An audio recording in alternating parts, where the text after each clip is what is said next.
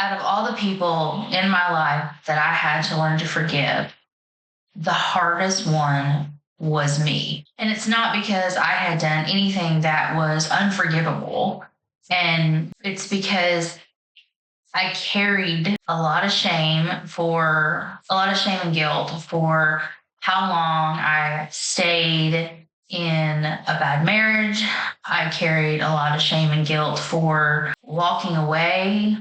I carried a lot of shame and guilt for my childhood and things that people placed on me, for people I trusted, and basically for a lot of things that I allowed to happen to me. And I didn't realize all of this at the time, that all the shame and the guilt that I was carrying around, it was killing my peace. It was killing my self-worth. It was killing me. For a really long time, I blamed myself for not leaving my domestic violence marriage sooner.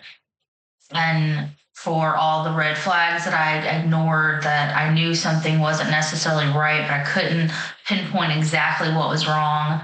For every single time that I tried to just keep the peace and just to survive another minute, another hour, another day, I felt guilty for being too loyal of a person. I felt guilty for being too hopeful of a person.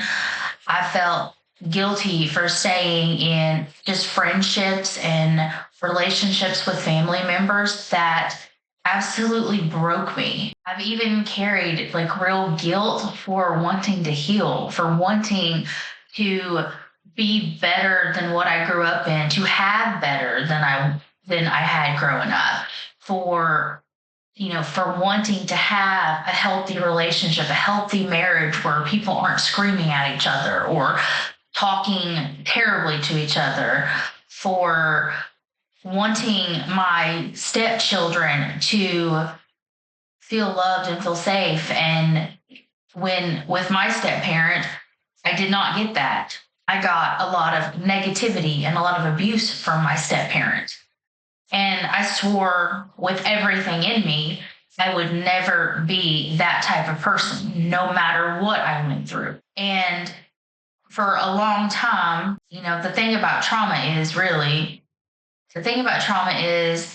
it'll teach you to blame yourself for others hurting you or you feeling hurt. So forgiveness for me didn't come all at one time. It wasn't some type of a big moment that happened and I'm all better and everything's hunky-dory. That did not happen. It was a really slow process. It was a lot of me telling the truth stories. It was me going through memories in my life and reckoning the wrongs and accepting that and acknowledging that these things happened. They were not okay. And I couldn't control a lot of the things that happened. And I did control what I could. And I had to stop making excuses for the people that caused me the pain. I had to stop giving them any type of real power over me, or as you could say, real estate in my emotions, or real estate in who I am as person. So it was this slow process of telling this whole true story of what I lived through. And then finally believing with everything in me that I did the best that I could with what I knew at the time. And that had to be enough. And I had to learn to give myself grace, to give myself compassion. So it was saying to myself, you are not weak. You were in survival mode. You survived the chaos. You didn't fail. You were never taught really how to protect yourself. And most of all, you didn't deserve what happened to you. And you don't have to keep punishing yourself for it. So you have to give yourself some grace. You have to give yourself some grace for making the decisions that you made at the time, because sometimes we just don't know the right answer. So once I actually stopped beating myself up for everything that I didn't do and everything that I could have done and everything that I should have done sooner, once I stopped beating myself up about all those things that I just didn't know and the things that I couldn't do anything about and the things that had happened to me, once I finally stopped beating myself up about those things, I started looking at myself differently. I was not a victim because I didn't want to be a victim. I wasn't somebody that was broken because there was nothing broken about me. But what I was I was somebody that had lived through a lot of fucked up shit in their life, that lived through hell, that had pieces of her just yanked out in so many different directions. And even though those pieces, like pieces of me, were here and there and everything, that I still wasn't broken. I was still a whole person. I just had cracks. So in all of that, I had to start showing myself a lot of softness, a lot of compassion. I had to give myself a whole lot of grace. I had to stop needing to explain everything to everyone, the why I was the way I was. I just stopped. I had to also stop asking for permission to heal, to feel. And that is a process. That is a long fucking process. But I finally made room for peace to come in and for peace to stay and for me to become a peaceful person.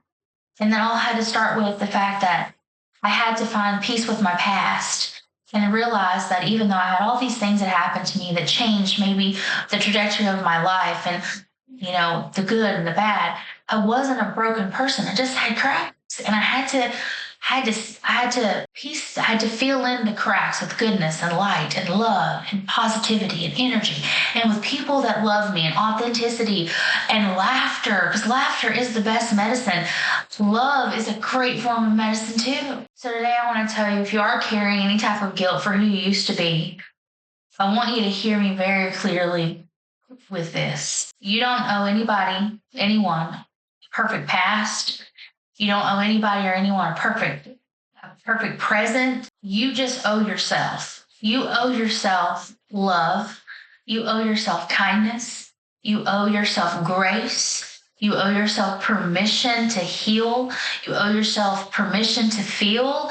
You owe yourself compassion. You owe yourself self-respect. You owe yourself boundaries. You owe yourself to love yourself enough to set boundaries for other people. You owe yourself enough to say no when you want to say no. Forgiving yourself it's not necessarily letting yourself off the hook, but it's finally letting yourself make the steps so you can move forward.